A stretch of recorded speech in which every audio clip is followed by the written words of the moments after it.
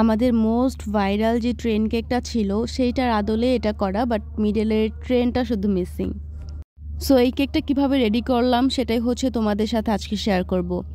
First of all আমি এখানে আমার যে পিকচার লাগবে সেটা আমি প্রিন্ট আউট করে নিয়েছি অ্যান্ড প্রপারলি কাট করে নিয়েছি। আর এরপরে আমি এখানে সাসলিক কাঠিগুলো গ্লুগানের সাহায্যে হচ্ছে পিছনে অ্যাটাচ করে দিচ্ছি যেন আমার কেকে বসাতে ইজি হয়।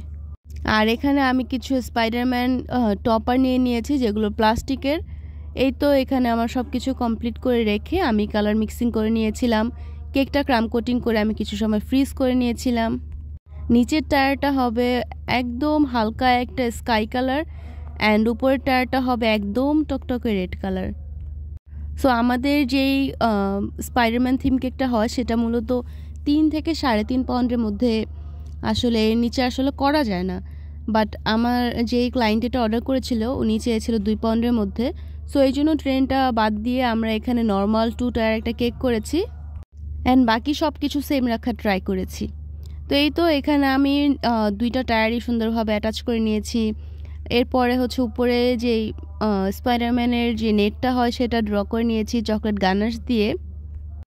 এবার নিচের যে পোর্শনটা আছে সেখানে আমি যে টপার প্রিন্ট করে নিয়েছিলাম এই বিল্ডিংয়ের সেটা সুন্দরভাবে অ্যাটাচ করে দিয়েছি।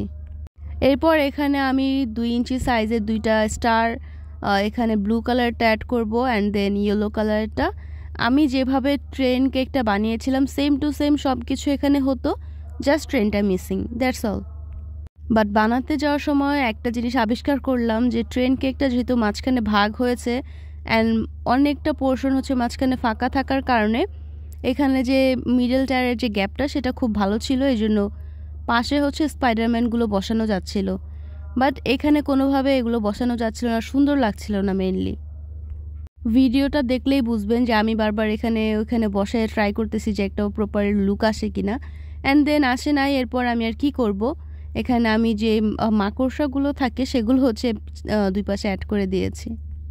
আর মিডলে আমি সুন্দর একটা স্পাইডারম্যান বসিয়ে দিয়েছি, সেটা হচ্ছে একটা মিনিয়েচার টয় অ্যান্ড তার পিছনে আমি একটা হ্যাপি বার্থডে টপার অ্যাড করেছি যেটা কিনা কাস্টমাইজ করা। এটার জন্য কিন্তু অবশ্যই এক্সট্রা অনেকগুলো টাকা অ্যাড হবে।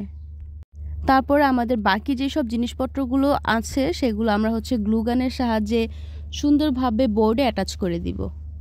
গ্লুগান দিয়ে যদি আমি এই জিনিসগুলো বোর্ডে অ্যাটাচ না করি তাহলে এগুলো ডেলিভারির সময় সরে যেতে পারে অ্যান্ড বেসিক্যালি এটা আর কি ড্যামেজ হওয়ার চান্সেস থাকে। সো এই তো এটা হচ্ছে কেকের ফাইনাল লুক। কেমন লেগেছে অবশ্যই তোমরা আমাকে কমেন্টে জানাবা। আল্লাহ হাফেজ, আসসালামু আলাইকুম।